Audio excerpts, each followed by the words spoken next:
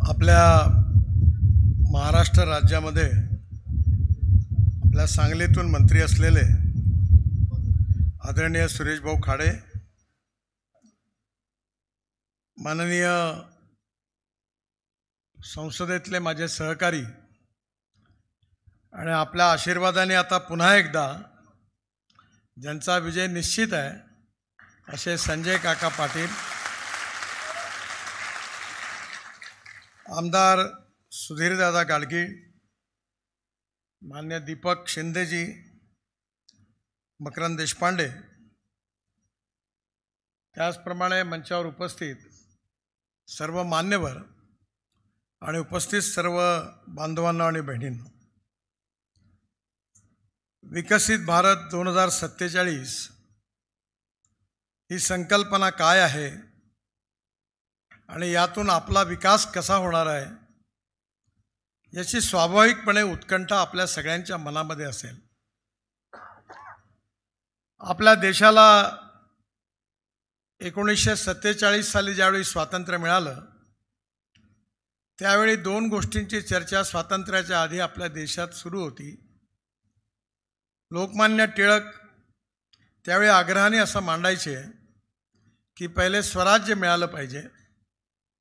तर आगरकरांसारखी काही त्यावेळची मोठी मंडळी ही म्हणायची की पहिले आपल्या समाज सुधारणा झाल्या पाहिजे. परंतु आज आपल्या देशामध्ये 1947 पासून आता जवळपास 75 वर्ष पूर्ण होत आहेत आणि या 75 वर्षाच्या इतिहासामध्ये भारतीय जनतेच्या आशा, अपेक्षा आणि आकांक्षा काय होत्या आणि त्या किती प्रमाणात पूर्ण झाल्या आणि ज्या पूर्ण झाल्या नाही त्या पूर्ण होण्याकरता काय करायचं आहे याचं चिंतन आणि मनन विकसित भारत या संकल्पनेमध्ये आहे. आज आपल्या देशामध्ये देशाचा विकास जर मोजायचा असेल तर विकास मोजण्याकरता आवश्यकता आहे, आपण म्हणतो त्या देशाचा GDP ग्रोथ रेट किती आहे. आणि या GDP ग्रोथ रेटमध्ये 3 सेक्टर कॉन्ट्रीब्यूट करतात. पहिला आहे मॅन्युफॅक्चरिंग सेक्टर, ज्याचं कॉन्ट्रीब्युशन आपल्या GDP ग्रोथमध्ये 22 ते 24% आहे. दुसरा आहे सर्व्हिस सेक्टर, ते 52 ते 54% कॉन्ट्रीब्यूट करतं. आणि तिसरा ॲग्रिकल्चर अँड अलाइड सेक्टर, ते फक्त 12% कॉन्ट्रीब्यूट करतं. ज्यावेळी आपला देश स्वतंत्र झाला त्यावेळी 90% आबादी, लोकसंख्या ही ग्रामीण आणि कृषी भारतामध्ये होती.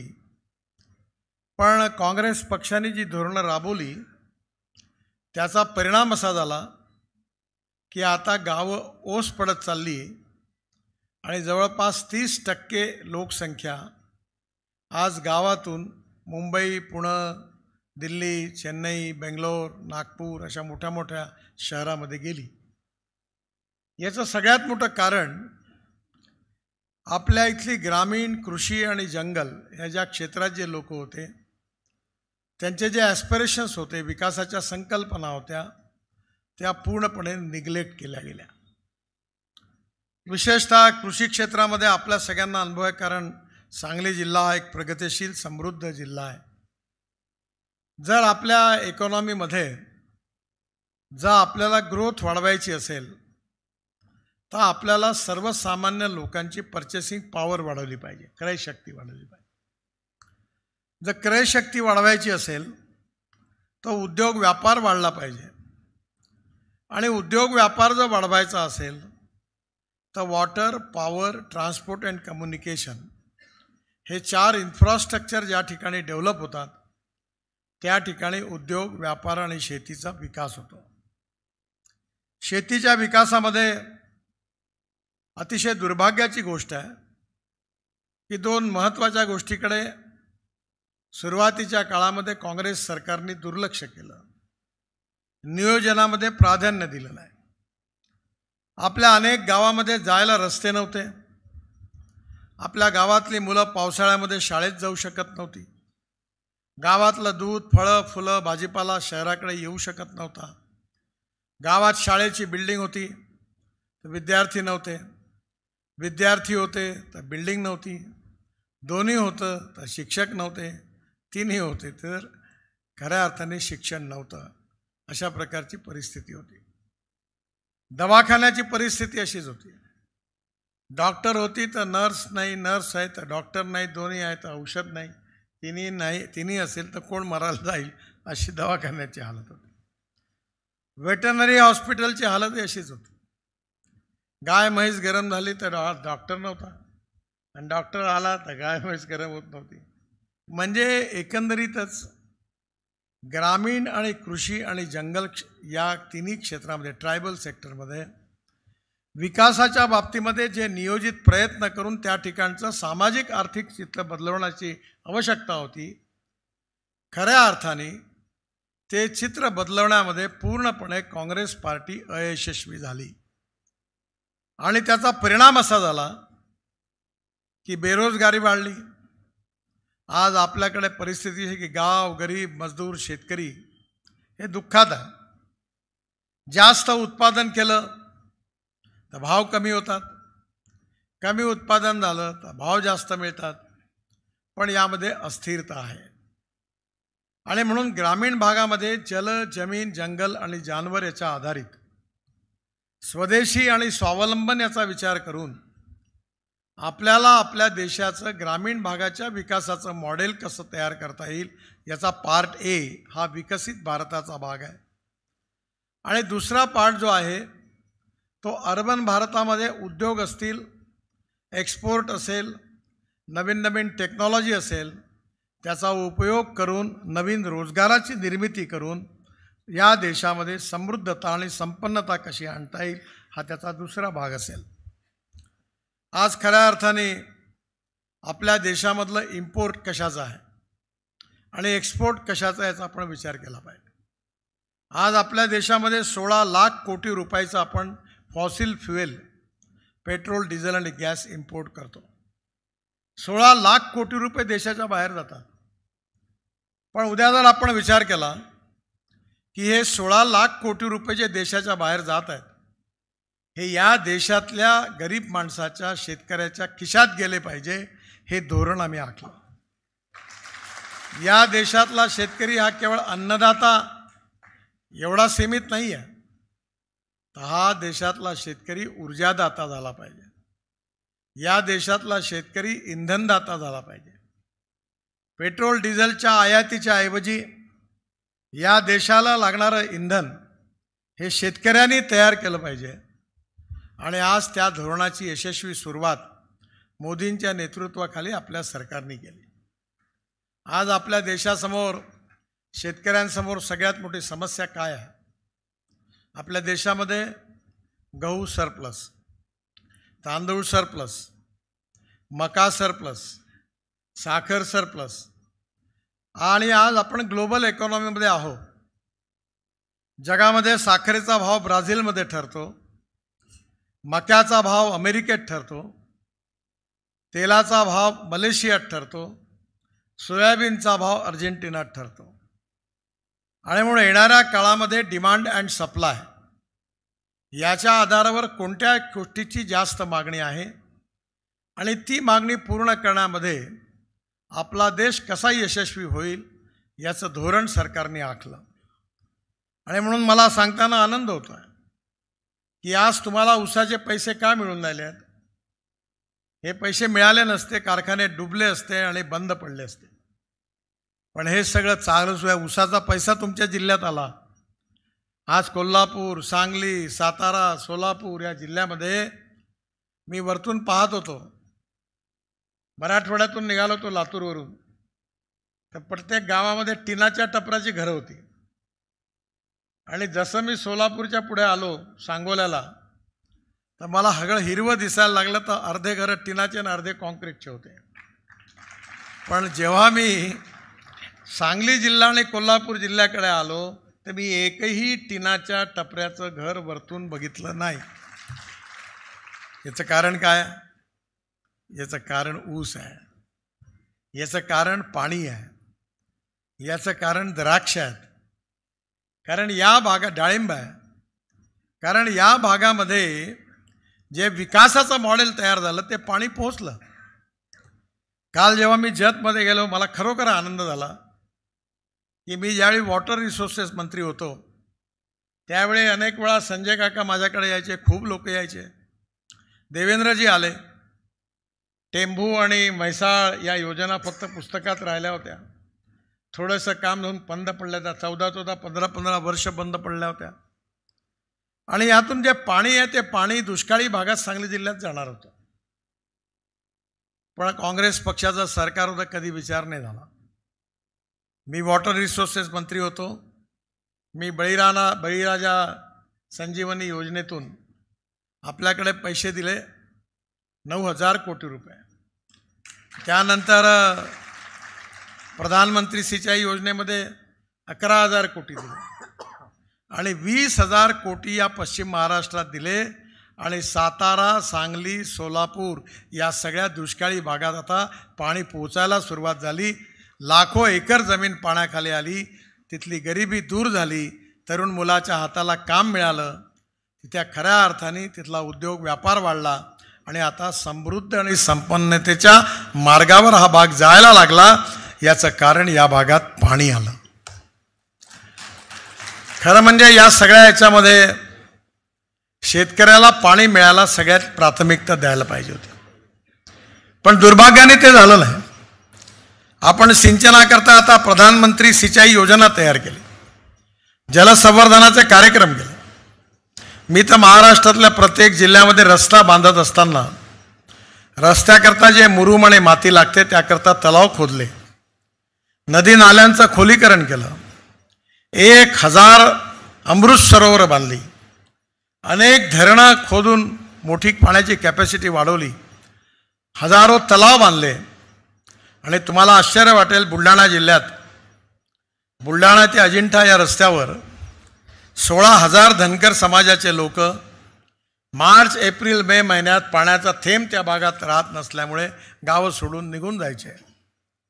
आणि आता अशी परिस्थिती आहे की कोणीही गाव सोडून जात नाही. 2 पिकं घ्यायला लागले, विहिरीला 8 ते 10 तास पंपाला पाणी लागलं, समृद्धता आणि संपन्नता आली आणि त्या भागातलं चित्र बदललं. ज्या ठिकाणी शेतकरी आत्महत्या करत होते, एकीकडे सिंचन प्रकल्प आपण पूर्ण करून आलो आहेत, दुसरीकडे नवीन नवीन योजनेतून हे प्रकल्प पूर्ण कसे होतील याचा प्रयत्न करतो आहे. मला आठवतं की मी मंत्री असताना आंध्र प्रदेशमध्ये 60,000 कोटी रुपयाचं एक धरण पोलावरम ते बांधायला घेतलं. गडचिरोली, तेलंगणा, महाराष्ट्र आणि तेलंगणा सीमेवर कालेश्वरम नावाचा जवळपास 70,000 कोटी रुपयाचा धरणाला मान्यता दिली, त्याचं काम सुरू केलं. आज ते पूर्ण झालं. आणि ज्यावेळी माझ्या लक्षात आलं की गोदावरीचं पाणी जे आहे ते हे धरण बांधल्यानंतरही 1300 TMC पाणी समुद्रात वाहून जातं. आणि हे जेव्हा वाहून जातं यापेक्षा आपण शेतकऱ्यांपर्यंत का पोहोचू शकत नाही. आणि म्हणून जशी गंगा कावेरी योजना होती तशा मी 6 योजना तयार केल्या होत्या की एका बेसिनमधलं पाणी दुसऱ्या बेसिनमध्ये घ्यायचं. त्यावेळी योजना तयार केली की गोदावरीचं पाणी जे समुद्रात जातं ते पाणी तिथल्या कृष्णेमध्ये सोडायचं, कृष्णेचं पेन्नारमध्ये सोडायचं आणि पेन्नारचं कावेरीमध्ये सोडायचं. आणि हे पाणी तामिळनाडूच्या टेल एंडपर्यंत जाईल, म्हणजे तामिळनाडू आणि कर्नाटकाला भांडण्याची गरजच पडणार नाही. महाराष्ट्र आणि कर्नाटकात विवाद व्हायची गरजच नाही आहे. पाण्याची कमी नाही आहे, नियोजनाची कमी आहे. आणि म्हणून धावणाऱ्या पाण्याला चालायला लावा, चालणाऱ्या पाण्याला थांबायला लावा, थांबलेल्या पाण्याला जमिनीला प्यायला लावा. गावातलं पाणी गावात, घरातलं पाणी घरात, शेतातलं पाणी शेतात. मी रस्ते, पूल, टनेल, हायवे खूप बांधले, पण त्याच्यापेक्षा जास्त पाण्यावर काम केलं. मला 9 डॉक्टरेट्स मिळाल्या, डिलिट्स, आणि त्यापैकी 4 कृषी विज्ञानाकरता मिळाल्या. आणि म्हणून मी सगळ्यांना सांगतो की एखादा माणूस जेव्हा सरकारी नोकरीमध्ये असतो तेव्हा तो रिटायर्ड झाल्यानंतर त्याचे पैसे मिळाल्यावर बँकेत डिपॉझिट ठेवतो आणि त्याची ठेव आणि त्याचं PM प्रॉव्हिडंट फंड सगळा पैसा त्याच्यावर व्याज मिळतं आणि मग तो आपलं उर्वरित रिटायर्ड आयुष्य त्याच्यावर घालवतो. काल मी उदाहरण दिलं, राजस्थानमध्ये उंट आहे. हा असा प्राणी आहे की वाळवंटामध्ये 700 एक लोकसभा मतदारसंघ 700 किलोमीटरचा सुरू, आणि मी त्या मतदारसंघात जेव्हा बघितलं पाणीच नाही कुठे, आणि ज्यावेळी लोकांना पाणी असतं, पाण्याने मरण्याची वेळ येते, तेव्हा त्या उंटाचं पोट कापून त्यातून एक पिशवी निघते, त्यात पाणी असतं, ते पाणी लोक पितात. प्रश्न पाण्याचा आहे.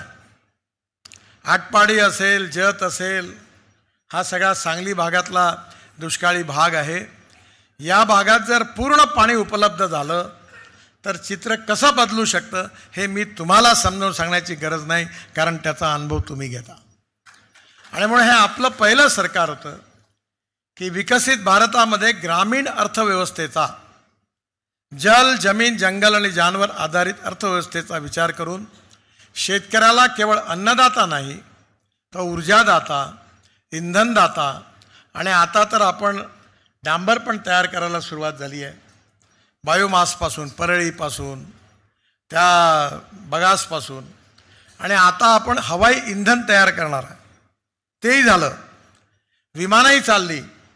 आणि पलीकडल्या काळामध्ये माझं स्वप्न, आपल्या सरकारचं स्वप्न आहे की आपला शेतकरी हायड्रोजन तयार करेल, ग्रीन हायड्रोजन. रस्त्यावर त्याचं हायड्रोजनचं स्टेशन राहील, ट्रक बसेसमध्ये आपण हायड्रोजन भरू, आणि इंडस्ट्रीमध्ये, केमिकल, स्टील इंडस्ट्रीमध्ये विजेच्या ऐवजी आणि ऑइलच्या ऐवजी हायड्रोजनचा वापर होईल, आणि हा शेतकरी, हायड्रोजन तयार करणारा शेतकरी या देशात तयार होईल, आणि आपला देश ऊर्जा आयात करणारा नाही तर ऊर्जा निर्यात करणारा देश होईल, हे नक्की. मी बोलत असताना तुम्हाला वाटत असेल की हे काय बोलून राहिलं, हे स्वप्न दाखवून राहिले. एक गोष्ट खरी आहे की स्वप्न दाखवणारे नेते लोकांना आवडतात, पण दाखवलेले स्वप्न जे पूर्ण करत नाही त्यांना उखाडल्याशिवाय लोक राहत नाही.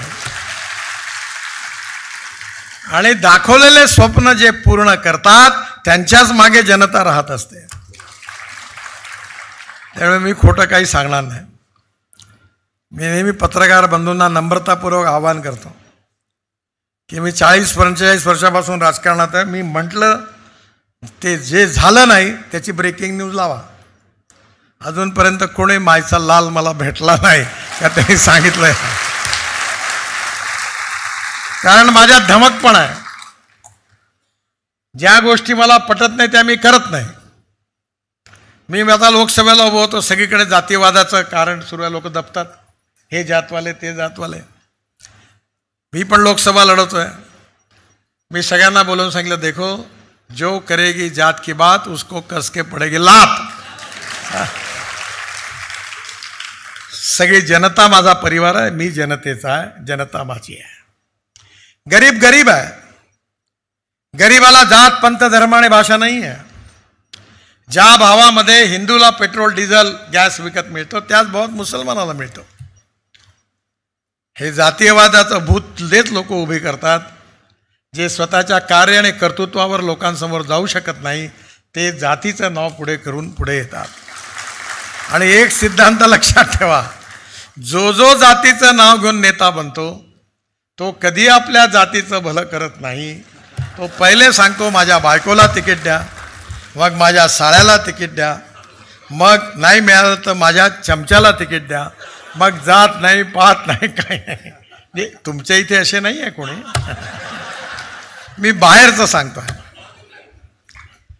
त्यामुळे आता आपल्याला विकास करणारा नेता पाहिजे. मला सांगा, आपल्याला हार्टचं ऑपरेशन करायचं असतं, आपण म्हणतो का आपला जातवाला डॉक्टर आहे त्याच्याकडे जाऊन करू? नाही. आपण म्हणतो चांगला डॉक्टर पाहिजे, चांगला, कोणीही असू द्या, चांगला डॉक्टर पाहिजे. आपण रेस्टॉरंटमध्ये जातो, कोणत्या आपला जातवाला खाऊन घ्यायच्याकडे, असं करतो का? नाही. जिथं जिभेला चांगलं लागतं तिथेच जाऊन धसतो, काय चांगला आहे.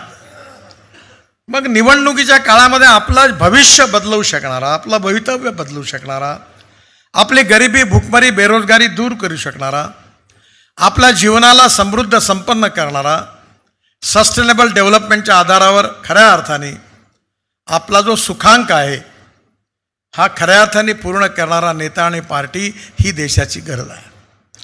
सध्या जगामध्ये एका मोठ्या संकल्पनेची चर्चा सुरू आहे, युनोमध्ये आहे, त्याचं नाव आहे हॅपी ह्युमन इंडेक्स. सुखांक. याचा अर्थ काय आहे?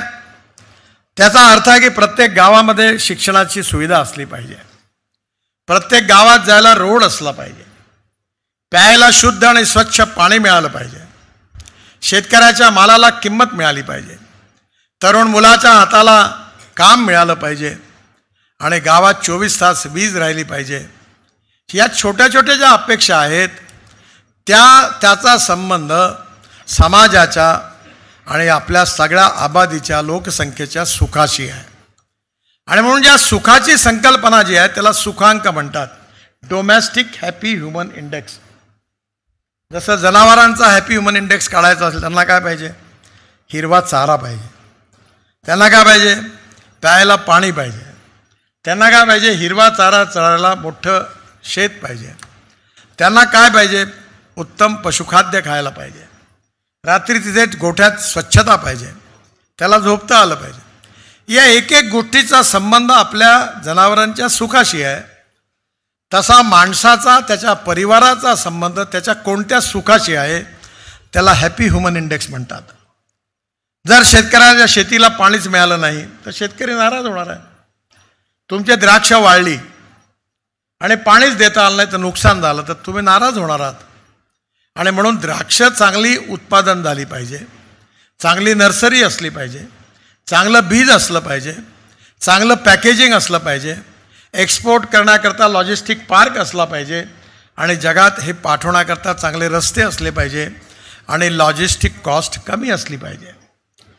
आज चायनामध्ये लॉजिस्टिक कॉस्ट जी आहे ती 8% आहे, युरोप आणि अमेरिकेमध्ये 12% आहे आणि आपल्या देशामध्ये 16% आहे.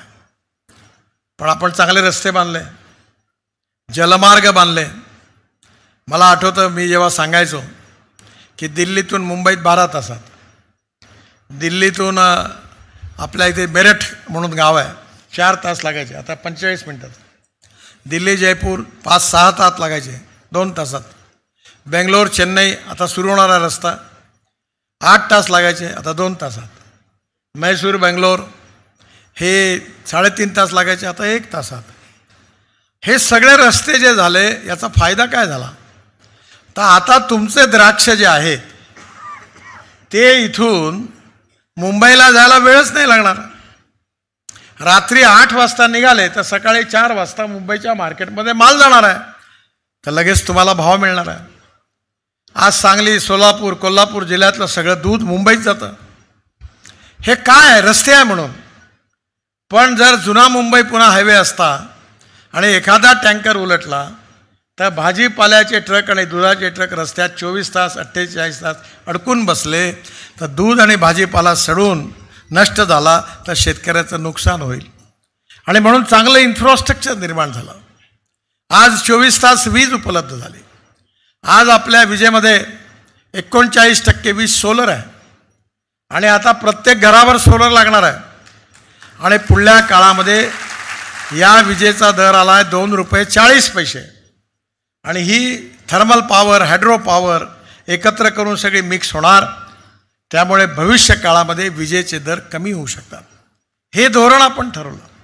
LPGचं सिलेंडर, आपल्याकडे कोळसा आहे, लो क्वालिटी कोळशापासून मिथेन, त्यापासून DME अमोनियम नायट्रेट बनवण्याचे आता कारखाने सुरू झाले.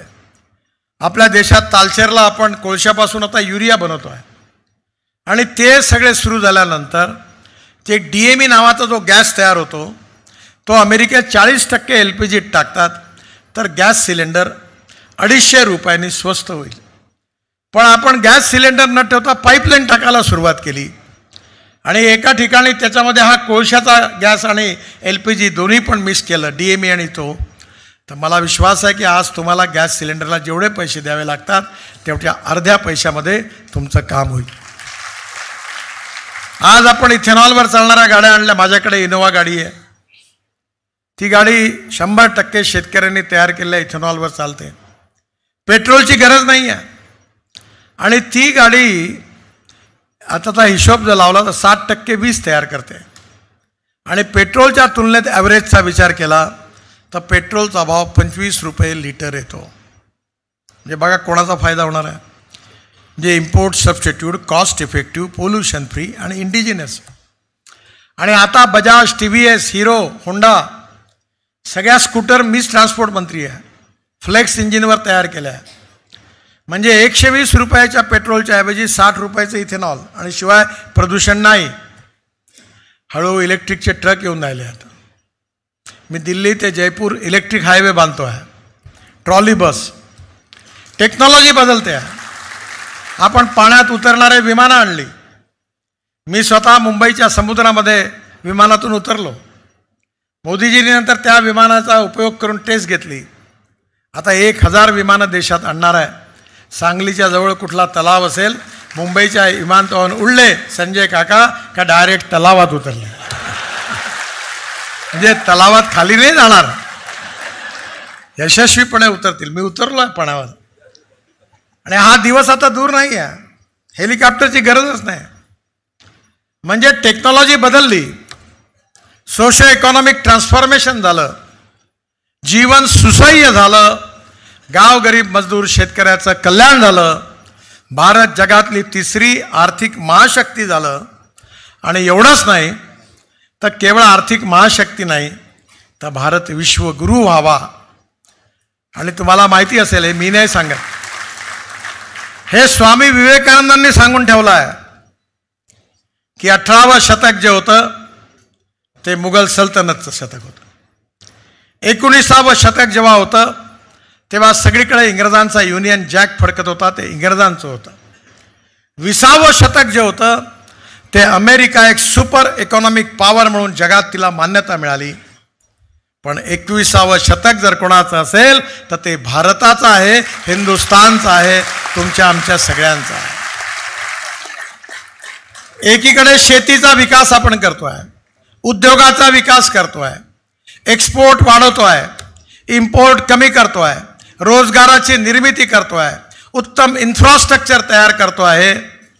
या सगळ्या माध्यमातून देश समृद्ध आणि संपन्न होतो आहे. या देशामध्ये 25 कोटी लोक हे गरिबीच्या रेषेच्या वरती आले आहेत. प्रत्येक माणसाला रोटी, कपडा आणि मकान मिळाला पाहिजे. कम्युनिझम आणि कम्युनिस्ट विचारधारा होती ती चीन आणि रशियामध्ये संपली.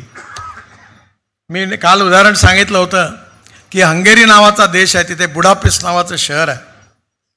तिथल्या एका बगीच्यामध्ये 60-70 दगडाचे पुतळे कोपऱ्यात ठेवले आहे. लेनिन, मार्क्स, सगळ्या कम्युनिस्ट पार्टीच्या नेत्यांचे पुतळे लोकांनी उखडून फेकले. समाजवादी पार्टी जी होती जगातली, देशातली, ती संपली. एवढे मोठे मोठे नेते होते, नाग गोरे, SM जोशी, आपले जॉर्ज फर्नांडिस, मधु दंडवते, एकीकडे जोर होता, सगळी संपली. स्वतंत्र पार्टी जी होती त्याच्यामध्ये लिबरल इकॉनॉमीच्या आधारावर अमेरिकन साम्राज्यवादी आर्थिक धोरणाचं त्यांनी समर्थन केलं. गुजरातमध्ये, महाराष्ट्रात होती, ती संपली. काँग्रेस पार्टी त्यांनी जे इकॉनॉमिक मॉडेल दिलं ते 60 वर्षामध्ये भंगारमध्ये गेलं, तेही संपलं. मग नेमकं काय आहे की ज्यातून विकसनशील भारत बनणार आहे, त्याचं आर्थिक चिंतन या विकसित भारताच्या संकल्पनेमध्ये आहे. गाव गरीब मजदूर शेतकऱ्याला केंद्रबिंदू मानून त्याचं जीवन सस्टेनेबल कसं होईल. ज्याला खायला अन्न नाही आहे, ज्याला खऱ्या अर्थाने अंगावर कपडा नाही आहे, राहायला घर नाही आहे, त्या दरिद्र नारायणाला केंद्रबिंदू मानून त्याचं जीवन सुसह्य कसं होईल आणि त्यातून विकसनशील भारत ही जगातली आर्थिक महाशक्ती कशी होईल, त्याचे प्रयत्न ज्या चिंतनात आलेले आहे तोच विकसित भारताचा कार्यक्रम आहे. छोटीशी गोष्ट तुम्हाला सांगतो. मी माझ्या लहानपणी माझ्या आईबरोबर, बहिणीबरोबर स्टेशनवर जायचो. तेव्हा आमच्या गावात सायकल रिक्षा होता. तुमच्या इकडे सायकल रिक्षा असेल, त्या रिक्षामध्ये मी बसायचो. टांगे होते, त्या रिक्षामध्ये समोर एक पाटी राहायची आणि त्या पाटीवर मी बसायचो. त्या तियटपुतळ्याला महालाजवळ एक असा चढाव होता. तो रिक्षेवाला बिचारा उतरायचा आणि खिचता खिचता इतका थकून जायचा, त्याच्या अंगातून घाम निघायचा. मी पटकन उडी मारून खाली उतरून जायचो. मला खूप वाईट वाटायचं. ही कशी प्रथा आहे की माणूस माणसाला खिचतो. याहीपेक्षा वाईट प्रथा बंगालमध्ये झारखंडमध्ये होती की खांद्यावर माणूस असा घ्यायचा जुते बैलासारखं आणि माणसं बसून त्यांना खिचून न्यायचा. मी जेव्हा 2014मध्ये मंत्री झालो, ट्रान्सपोर्ट मंत्री झालो, तर माझ्या सेक्रेटरी मला आले तेव्हा तुमची सगळ्यात पहिली प्राथमिकता काय आहे. तर मी त्यांना सांगितलं मला या देशातून हे जे 1.5 कोटी लोक माणूस माणसाला खिचण्याचा कार्यक्रम करतात, हे मानवीय शोषण आहे, ही प्रथा मला बंद करायची आहे. आणि हे रिक्षा चालवणारे 1.5 कोटी लोक कमी नाही, त्यातले 70% लोक हे शेड्यूल कास्ट आणि मुस्लिम समाजातले होते. मी मेकॅनाइज्ड ड्रिव्हन ई रिक्षाचा कायदा केला, IIT इंजिनिअरिंग कॉलेजला बोलावलं, रिक्षाचे स्टँडर्ड नक्की केले, सुप्रीम कोर्टापर्यंत लढाई लढलो आणि इलेक्ट्रिकवर चालणारे ई रिक्षा आणले. आता देशात कुठे हात ठेला दिसत नाही, कोणी खिचणारा ठेला दिसत नाही, कुठे सायकलच्या दिसत नाही. तर या 1.5 कोटी लोकांना मानवी शोषणापासून आमच्या सरकारने मुक्त केलं आणि त्यांचा हॅपी ह्युमन इंडेक्स वाढवला. हे विकसनशील भारताचं स्वप्न आहे. इथिक्स, इकॉनॉमी, इकॉलॉजी आणि एन्व्हायरमेंट, मूल्याधिष्ठित जीवन पद्धती, शिक्षण पद्धती, परिवार पद्धती, संस्कार ही आमची ताकद आहे. इतिहास, संस्कृती आणि विरासत ही आमची शक्ती आहे. आमच्या महाराष्ट्रामधले तुकाराम महाराज, ज्ञानेश्वर महाराज, तुकडोजी महाराज, गाडगे महाराज ही संतांची भूमी आहे. आपल्या महाराष्ट्रामध्ये संपूर्ण देशाला ज्यांनी प्रेरणा दिली, शिवशाहीची कल्पना मांडली, ते छत्रपती शिवाजी महाराज. त्यांची शिवशाही हा आमचा आदर्श आहे. यशवंत, कीर्तिवंत, वरदवंत, सामर्थ्यवंत, जाणता राजा, हे शब्द केवळ कवितेकरता नाही आहे, या एक एक शब्दामागे हजारो शब्दांचा भावार्थ आहे. यशवंत, कीर्तिवंत, वरदवंत, सामर्थ्यवंत, जाणता राजा, निश्चयाचा महामेरू, बहुत जनासे आधारू, अखंड स्थितीचा निर्धारू, श्रीमंत योगी. त्या छत्रपती शिवाजी महाराज त्यांच्या जीवनातली एक एक गोष्ट ही परफेक्ट आहे, आदर्श आहे. जर कधी शत्रू पक्षातल्या महिलांना शरण आल्या तर त्या आपल्या परिवारातला असं समजून मानाने सन्मानाने त्यांची ओटी भरून त्यांना घरी पोहोचवणारे छत्रपती शिवाजीराजे. आपल्या सैन्याला सांगणारे की ज्या ठिकाणी कुठलाही धर्म असो, प्रार्थना सभा आहे, मंदिर आहे, मस्जिद आहे, कुठलंही असेल, परधर्मियांचं असेल, त्याच्या उद्ध्वस्त करू नका. आपल्या वागण्याने, आपल्या बोलण्याने आदर्श पिता, आदर्श व्यक्ती, आदर्श शासक, सगळ्या बाबतीतला आदर्श छत्रपती शिवाजी महाराज होते. त्यांची ती शिवशाही पुन्हा एकदा आपल्याला देशात आणायची आहे. महात्मा ज्योतिबा फुले, बाबासाहेब आंबेडकरांनी आपल्याला सांगितलं की कुठलाही माणूस हा जात, पंथ, धर्म, भाषा आणि सेक्सनी मोठा नाही आहे, हा गुणांनी मोठा आहे. या समाजातली छुवाछूत, अस्पृश्यता, जातीयता नष्ट करून, सामाजिक आर्थिक विषमता नष्ट करून, सामाजिक समतेच्या आधारावर, सोशल इक्वॅलिटी अँड इकॉनॉमिक इक्वॅलिटीच्या आधारावर भविष्यातल्या भारताचं निर्माण करायचं आहे. हे स्वप्न विकसनशील भारताचं आहे. आणि हे स्वप्न जर पूर्ण करायचं असेल तर याचा संबंध आहे नेतृत्वाशी आणि धोरणांशी. तुम्ही जर योग्य नेतृत्व आणि योग्य धोरणं निश्चित करणारं नेतृत्व आणि पार्टी नाही आणली तर काय होणार आहे. आणि म्हणून माझी तुम्हाला विनंती आहे की आम्ही राजकारणामध्ये केवळ खासदार, आमदार आणि मंत्री बनण्याकरता नाही आलो आहे. राज बदलना नाही आहे, केवळ समाज बदलना आहे, देश बदलना आहे. आणि ही भावना जर पूर्ण करून खऱ्या अर्थाने आपल्या देशाला, आपल्या मातृभूमीला सुखी, समृद्ध, संपन्न, शक्तिशाली करायचं असेल, $5 ट्रिलियन इकॉनॉमी करायची असेल, विश्वगुरू बनवायचं असेल, आणि सगळ्यात महत्त्वाचं म्हणजे आपल्या देशातली गरिबी, भूकमरी, बेरोजगारी दूर करून एक्सपोर्ट वाढवू, इंडस्ट्री वाढवू, शेतीला संपन्न करू, पाण्याची, विजेची व्यवस्था करू, कृषी मालावर प्रक्रिया करणारे उद्योग स्थापन करू, आपला ॲग्रिकल्चर एक्सपोर्ट 3 पट झाला तो 10 पट करू. आणि या देशातला शेतकरी हा समाधानी राहील, सुखी राहील. आणि जे तरुण मुलं गावं सोडून पुन्हा मुंबई, पुण्यात, दिल्ली, बेंगलोरमध्ये गेले ते पुन्हा वापस येतील. आणि स्मार्ट विलेज, शहरच नाही तर स्मार्ट विलेज बनल्याशिवाय राहणार नाही. तो भारत आम्हाला घडवायचा आहे, ही संकल्पना आमची आहे. आणि तो जर घडवायचा असेल तर संजय काकांच्या रूपाने एक चांगला उमेदवार या मतदारसंघातून उभा आहे. मी कालच्या भाषणात सांगितलं की हे सगळे म्हैसाळ, टेंभू हे सगळे तुमचे प्रकल्प पूर्ण झाले. हे जरी पैसे मी दिले असले, मग जरी देवेंद्रजींनी मदत केली असली, तरी हे सगळे प्रकल्प पूर्ण होण्याचं कारण जर काही असेल तर संजय काकांनी माझ्या घरी 200 चक्रा मारल्या. मी 1-2 वेळा अरे होत नाही, कसं होईल, नाही म्हणे झालंच पाहिजे म्हणे, काही कर, तुम्ही म्हटलं की होईल. आणि मी पैसे दिले. टेंभूळ, म्हैसाळ सगळ्या दुष्काळी भागात पाणी पोचलं. त्याचं श्रेय कोणाला असेल तर संजय काकांना आहे. नॅशनल हायवे झाले एवढे. आता मी तर पहिले तर 14 पट वाढले तुमच्या जिल्ह्यात, 14 पट. जर संजय काका निवडून नसते आले आणि मी मंत्री झालो नसतो तर हे वाढले असते का? पण एक गोष्ट खरी आहे, याचं श्रेय मलाही नाही आहे आणि संजय काकालाही नाही आहे. याचं श्रेय खऱ्या अर्थाने कोणाला असेल तर माझ्या समोर बसलेल्या जनतेला आहे. तुम्ही संजय काकांना निवडून दिलं, भारतीय जनता पार्टीला निवडून दिलं, NDAला निवडून दिलं, म्हणून मोदी प्रधानमंत्री झाले. आणि मोदी प्रधानमंत्री झाले म्हणून मी मंत्री झालो. आणि मी मंत्री झालो म्हणून तुमचे रस्तेही झाले आणि पाण्याच्या योजनाही झाल्या आणि तुमच्या जीवनात सुख आलं. याचं कारण तुम्ही योग्य निर्णय केला म्हणून. असाच योग्य निर्णय यावेळी करा. अभी तक जो देखा है वो तो ट्रेलर है, असली फिल्म शुरू होना बाकी है. ती फिल्म बघण्याकरता पुन्हा एकदा संजय काकांना प्रचंड मताने विजयी करा अशी विनंती करतो आणि माझं भाषण संपवतो. धन्यवाद.